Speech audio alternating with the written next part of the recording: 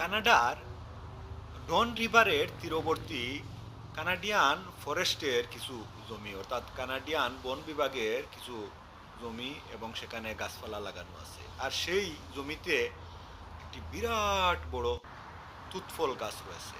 আর এই গাছ ভর্তি তুতফল আর তুতফল, পুরো গাছ যেন তুতফলে ভরা। এই যে গাছ ভর্তি তুতফল, কত বড় তুতফল গাছ! এই তুতফল কেউ খায় না। তুতফল বলতে ব্ল্যাকবেরি, এই যে মাটিতে পড়ে পচে এমনি নষ্ট হয়ে যাচ্ছে, এই তুতফল কেউ খায় না। আমাদের দেশে আমরা তুতফল বা এই ব্ল্যাকবেরি যেটাকে বলা হয়, আমরা সেটা পাই না।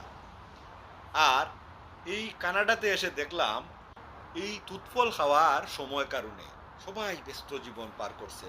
এই যে গাছ থেকে পেড়ে তুতফল খাবে, এই সময়টাও নেই।